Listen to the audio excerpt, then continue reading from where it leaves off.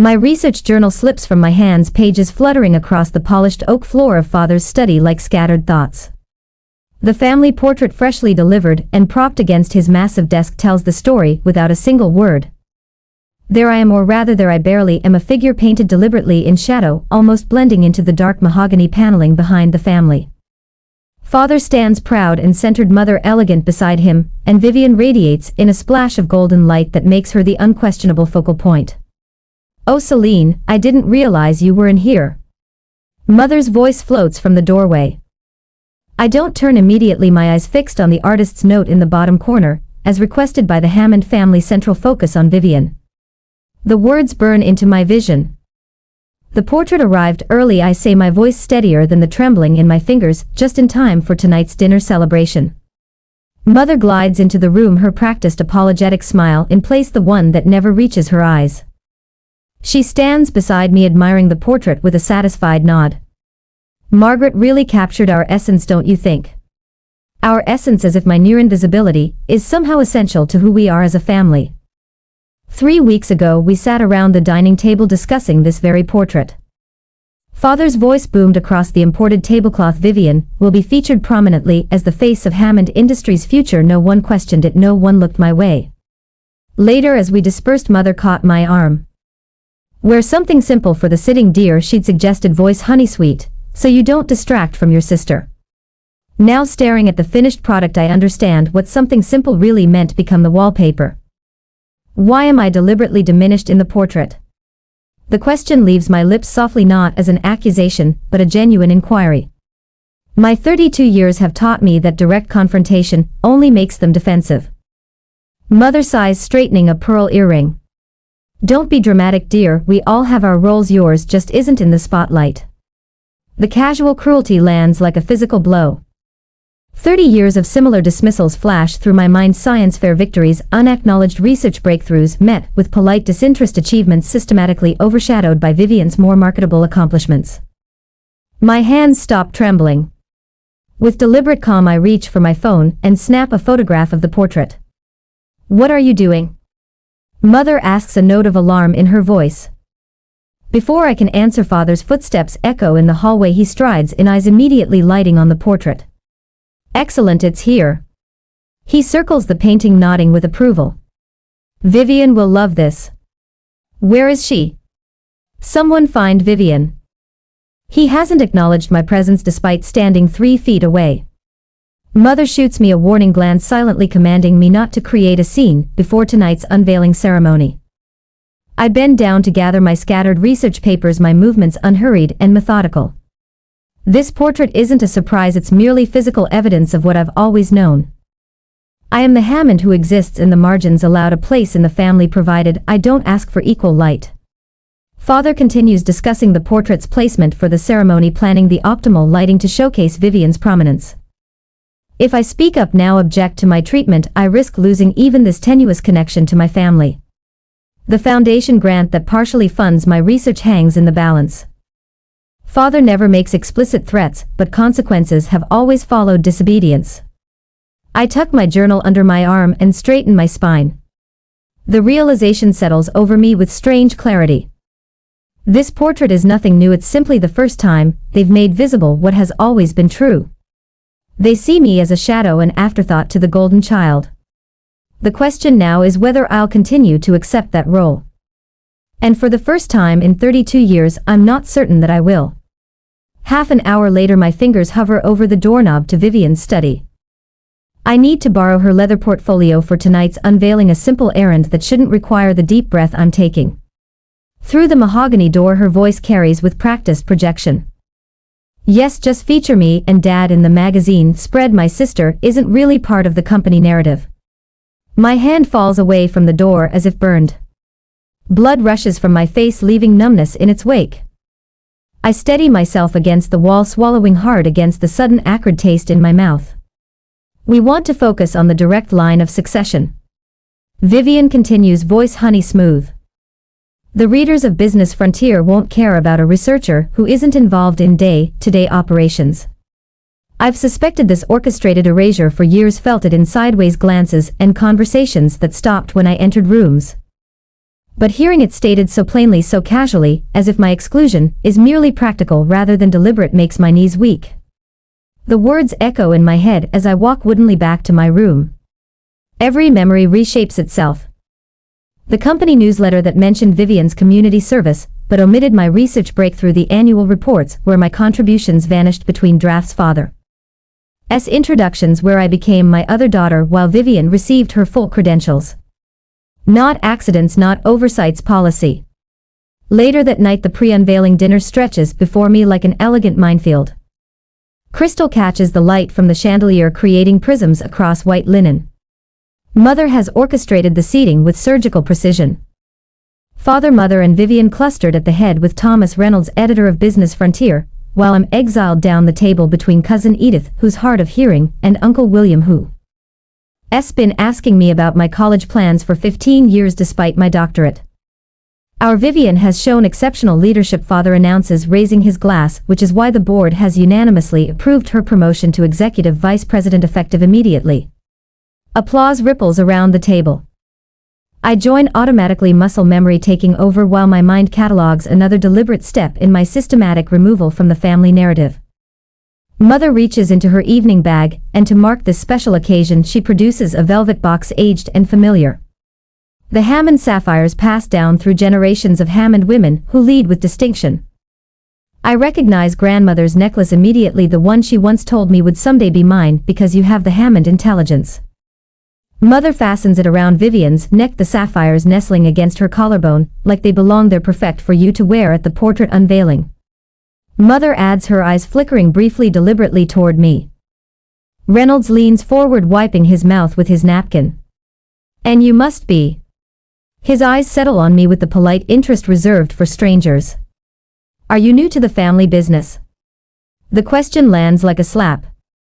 I've attended every company function for years. I've sat across from Reynolds at no fewer than 3 charity galas, where we discussed his daughter's interest in science. This is Celine. Vivian interjects before I can answer. My sister, she does some research that the foundation supports. Some research, as if mapping neurological responses to targeted treatments is a hobby rather than my life's work. How lovely, Reynolds says, already turning back to father. Later mother corners me near the dessert table, her voice low beneath the clink of silverware. I notice you've been rather quiet tonight. Just observing, I reply, selecting a chocolate truffle I have no appetite for. Good. Her smile doesn't reach her eyes. Remember that the Foundation Grant Review Committee meets next month. It would be unfortunate if your funding faced reconsideration because of any drama tonight. The thread is velvet wrapped but unmistakable. My research facility lease, my team's salaries, years of work, all tied to family funding that could vanish with a word. I understand perfectly, I say, the chocolate turning to ash in my mouth. For a moment I contemplate simply not attending the unveiling. What would happen if the shadow in the portrait failed to appear in person? Would anyone even notice my absence, or would it merely confirm what the portrait already declares, that I am an afterthought barely worthy of inclusion? As guests migrate toward the grand hall for the unveiling, a hand touches my elbow. I turn to find Margaret, the portrait artist, her eyes kind beneath steel gray hair. They insisted on the composition. She says quietly, I tried to capture your dignity despite their instructions. Her confession strikes me like a tuning fork, resonating with unexpected clarity. This small act of artistic rebellion, preserving some essence of me despite my family's directives, feels like the first honest interaction I've had all evening. Thank you, I whisper, oddly moved. As I thank Margaret, I wonder if I should speak up at the unveiling or walk away from this family entirely. Would creating a scene finally make them see me, or would disappearing from their portrait and their lives be the more powerful statement? 3 days later, while I am at work, Vivian's social media post appears on my phone while I'm reviewing lab results. The notification cuts through my concentration like a scalpel. Finally, a family image that shows everyone in their rightful place. Attached is a cropped preview of the portrait showing her bathed in golden light, while I'm barely visible in the background shadows. My phone buzzes relentlessly as messages pour in. Oh honey, I just saw the portrait preview, are you okay? Dr. Williams from Father's Golf Club. Always thought your family dynamics were interesting. Even my mother's bridge partner feels compelled to comment. Some families have such curious ways of showing appreciation. Their pity lands like tiny paper cuts, stinging, but too insignificant to acknowledge individually. I set the phone face down and return to my microscope, only to find my hands trembling slightly, distorting the slide's focus. The final blow arrives via mother's perfectly timed phone call. Darling, North Shore magazine will be interviewing us immediately following the unveiling. They want to discuss the future of Hammond Industries leadership. Her voice lifts with practiced enthusiasm. Such wonderful exposure for Vivian. And what about my contribution to the company through my research? I asked, surprising myself with the directness. A brief telling pause. Well, that's not really the focus of the article, dear. Not the focus. Never the focus. The next morning at the lab, Dr. Franklin places the annual Hammond Foundation report on my desk, his finger pointing to the research achievements section. Celine, why isn't your name listed here? Your bioregeneration study was funded almost entirely by your family's foundation. I scanned the page, finding every researcher except myself credited for the breakthrough we shared. The omission is so deliberate it feels violent. This isn't oversight, Doctor. Franklin says, his weathered face creasing with concern. This is erasure. The word strikes a chord so deep it reverberates through my body. Erasure. That's exactly what they've been doing, systematically removing evidence of my contributions, my achievements, my very existence within the family narrative. That night I canceled dinner with Vivian, claiming a headache. It's not entirely a lie. Family gatherings have become physically taxing. My stomach clenches at the thought of attending. My breathing grows shallow in their presence. The symptoms started years ago, but have intensified since discovering the portrait.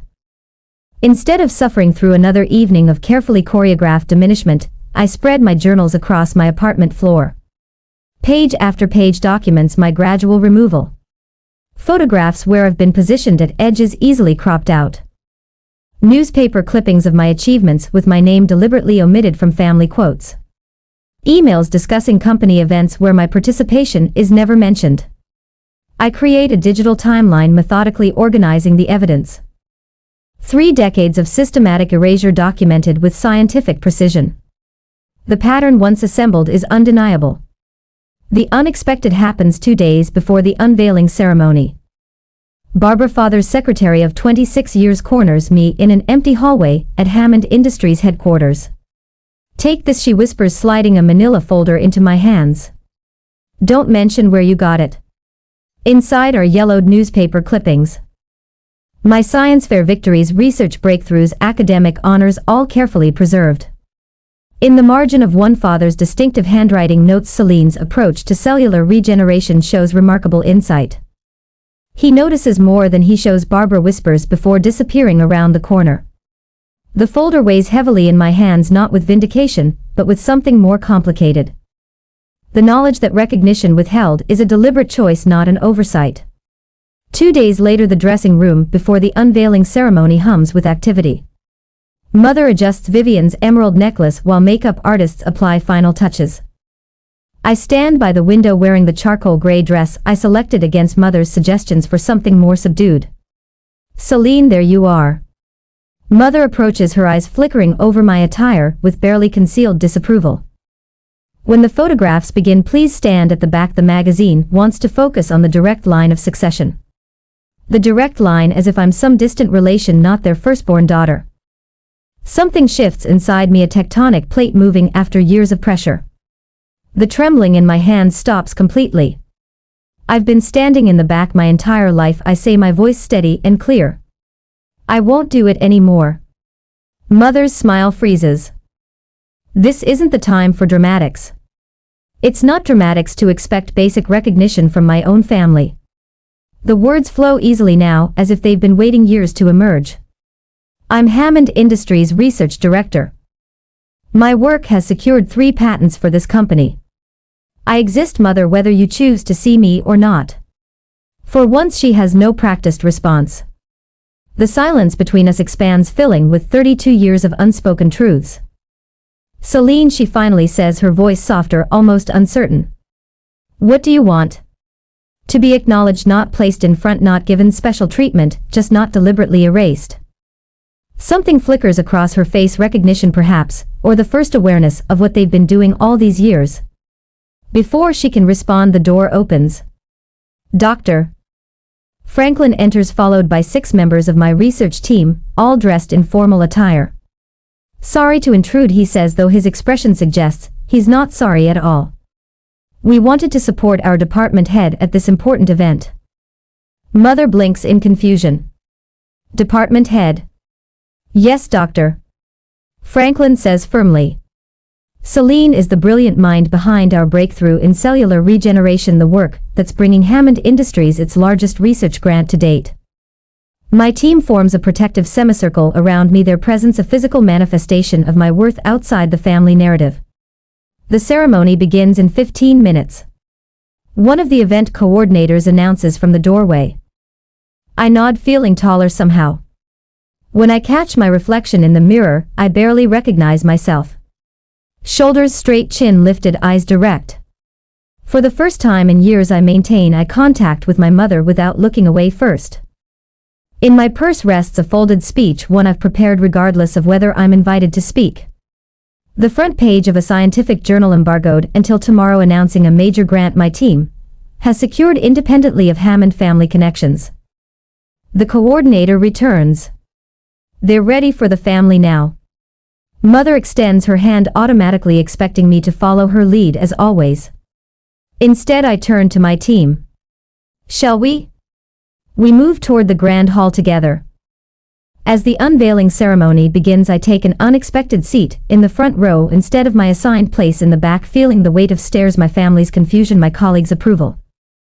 Sometimes a shadow must step into the light to be recognized as a person. I slide my phone from my evening bag, angling it carefully beneath the table.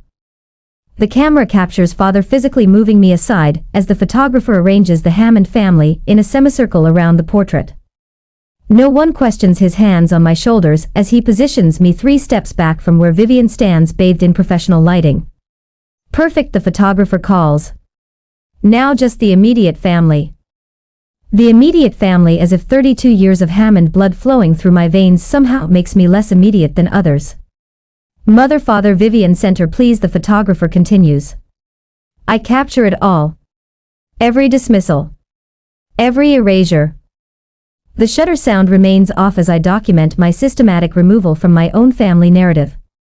When father's palm presses against the small of my back, guiding me farther from the portrait, I feel the familiar heat of anger rising from my stomach to my chest. Celine Margaret, the portrait artist, appears beside me, champagne flute in hand.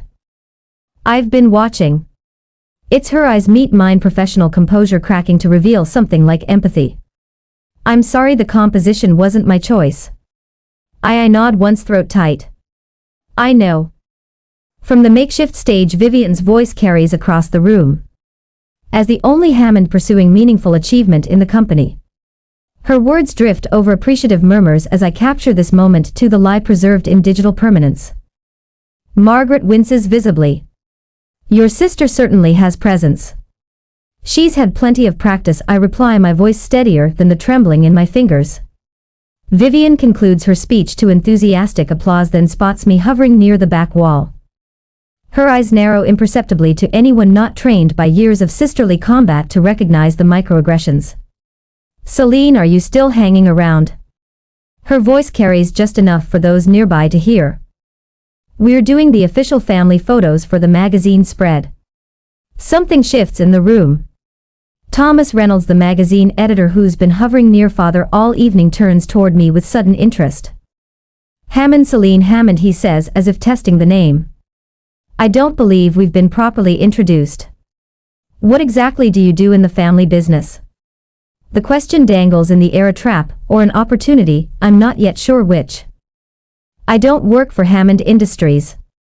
I reply, my voice finding unexpected strength. I lead biomedical research at Northridge Institute. We're developing targeted protein therapies for neurodegenerative conditions. Reynolds' eyebrows lift. Protein therapies like the work that won the Lasker Award last year. Similar approach, different application. The words flow now, muscle memory from countless research presentations. Our focus is on preventing protein misfolding in cases of early-onset Alzheimer's and Parkinson's. I watch 3 board members drift closer, drinks temporarily forgotten. One of them, Eleanor Whitfield, asks a surprisingly technical question about our methodology. As I answer, I notice Father's gaze locked on our growing circle. When Reynolds suddenly asked about my biomedical research, I had a choice to make. Should I downplay my work as I'd been conditioned to do, or seize this moment to step out of the shadows? Sometimes opportunity arrives disguised as an afterthought. Miss Hammond's work is rather remarkable. Dr. Franklin's voice cuts through the conversation as he approaches our group. I hadn't expected him until later. Her team has just been notified of a major research grant approval, one of the largest awarded in the field this year. Father's head turns sharply. National Science Foundation, Dr. Franklin continues, somehow making eye contact with every board member simultaneously. They don't fund speculative work. The review panel called her approach potentially transformative. Barbara, Father's longtime secretary, appears with her tablet. Oh, I was just looking for the speech notes, but I opened the wrong folder. She tilts the screen toward Eleanor Whitfield. These are actually some of Celine's early achievements. State science champion 3 years running. Published her first paper at 19. The photos I haven't seen in years glow on the screen, younger versions of me holding trophies Father never displayed. I had no idea. Reynolds says, turning toward Father, who has finally approached our group. William, why isn't Hammond Industries featuring Celine's work in your innovation materials? This is exactly the kind of cutting-edge research that elevates a corporate profile. Father clears his throat. Celine's work is separate from our core business interests, but surely related to your medical division. Eleanor counters. The protein folding applications alone could revolutionize your pharmaceutical development pipeline. A flush creeps up Father's neck as more guests gravitate toward our conversation. Vivian stands forgotten near the portrait. Champagne glass clutched too tightly between manicured fingers. Perhaps we should move on to the portrait unveiling. Father announces abruptly, voice carrying with practiced authority. If everyone would please gather around. But nobody moves. For the first time in memory, William Hammond's directive falls flat as board members and guests continue peppering me with questions about my research. Father's eyes meet mine across the circle of interested faces. Something flickers there. Frustration, confusion, or perhaps the first fragile recognition that the daughter he painted into the shadows might not stay there any longer.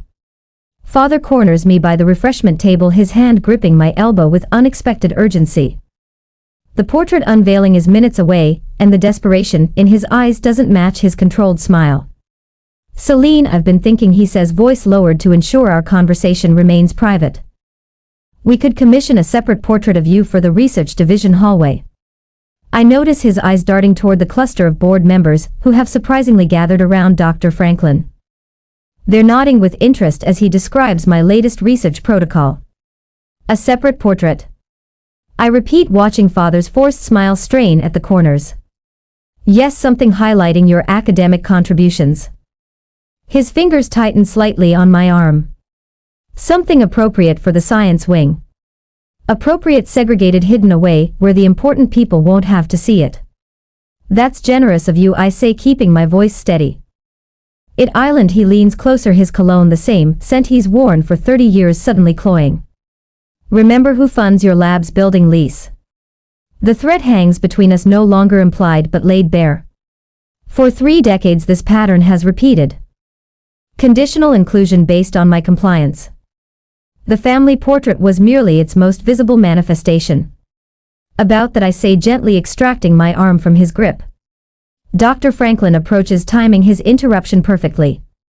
He hands me a cream-colored envelope, the National Science Foundation logo embossed on its corner. It arrived this morning, he says, unable to contain his smile.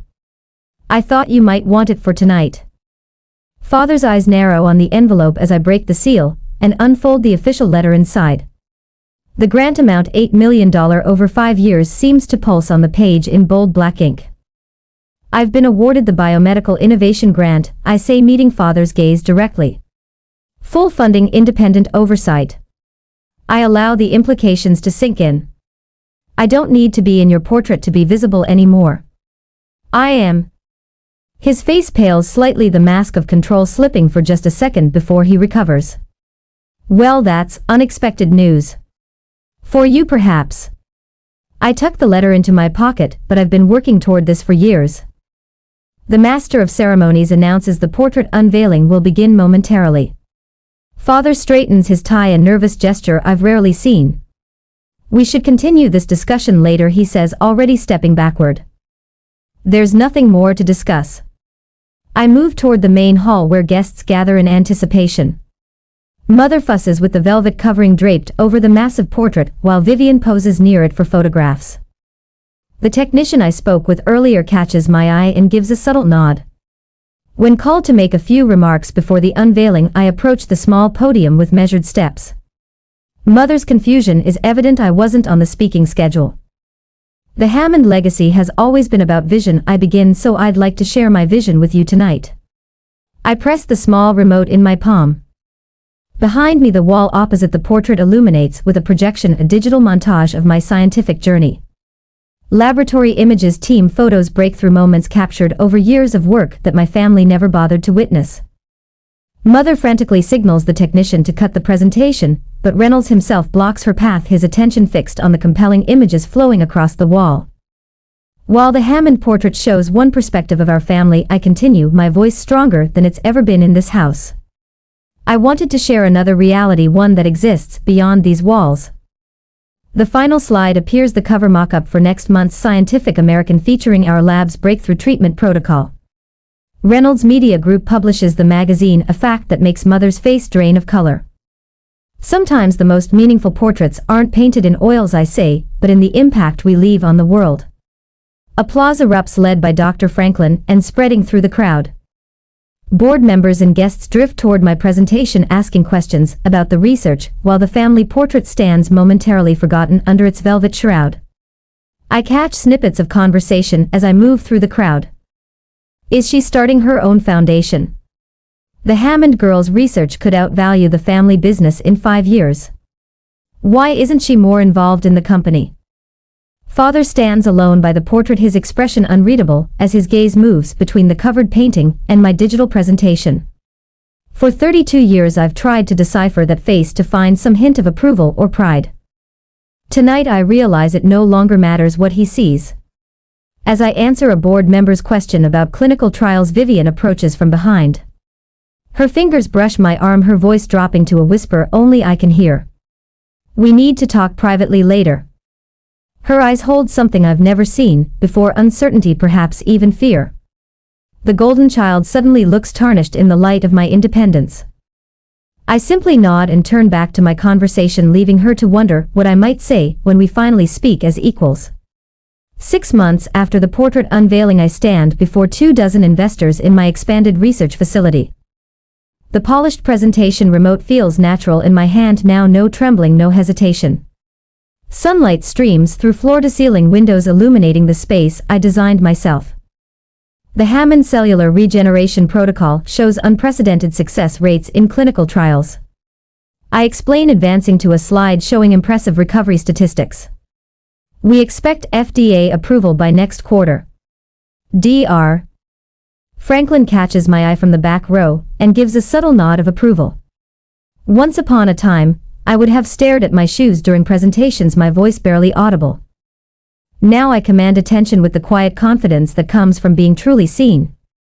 Behind my desk hangs a wall of meaningful milestones, my research awards displayed prominently alongside a small tasteful photo of my parents, not looming above me as they once did, but positioned as equals in the tapestry of my life. The arrangement speaks volumes to anyone who understands the language of visual hierarchy. Any questions? I ask, meeting each investor's gaze directly. Later that evening I arrive at Father's birthday celebration at the family estate. The familiar knot in my stomach has loosened considerably since I last walked through these doors. Celine, come join the family photo. Mother calls, gesturing to the familiar arrangement, Vivian front and center. Father beaming beside her, a space for me tucked discreetly behind them. Everyone squeezed together, the photographer instructs. Miss Hammond, could you step back a bit? You're blocking your sister. I smile, planting my feet firmly. Actually, I'm comfortable right where I am. A moment of tension crackles through the air. Mother's eyes widen slightly. Father's jaw tightens, the subtle family signals I've decoded over decades. But instead of the expected confrontation, something remarkable happens. Father shifts slightly to create space. Mother adjusts her position. The photographer recalibrates. The world doesn't end. The portrait simply reconfigures around my presence rather than my absence. Perfect, says the photographer, capturing the new family constellation. The following week, Margaret raises her glass across a small table at Romano's, my favorite restaurant. Dr. Franklin, Barbara, and I join in the toast to being seen clearly by those whose vision matters, Margaret says, her artist's eyes crinkling at the corners. Barbara, who slipped me that folder of newspaper clippings all those months ago, adds, I knew you had it in you. And Dr. Franklin simply nods, the mentor who recognized my brilliance long before I fully claimed it myself. 2 weeks later, in a sun-drenched studio across town, I sit for my own portrait. The artist captures me in my natural habitat, my lab coat draped casually over a chair, my research team visible through a glass partition, engaged in the work that gives my life meaning. The Science Leadership Conference called again, my assistant mentions, as I review the preliminary sketch, they're hoping you'll deliver the keynote. They're hoping you'll deliver the keynote. I notice a young researcher hovering by the door, clutching a journal article, the third this month, seeking mentorship from the woman who refused to remain in the shadows. Back in my office that evening, I open a small package that arrived earlier. Inside is a miniature version of the infamous family portrait that once crushed me. I place it on my desk, not centered, not prominent, just one small frame among many. As I arrange it between my latest publication and a photo of my research team celebrating our breakthrough, I wonder if true freedom comes from winning acceptance from those who once diminished you, or from no longer needing it at all. What would you choose? To keep trying to be seen by those who've overlooked you, or to build a life where new eyes appreciate your full worth?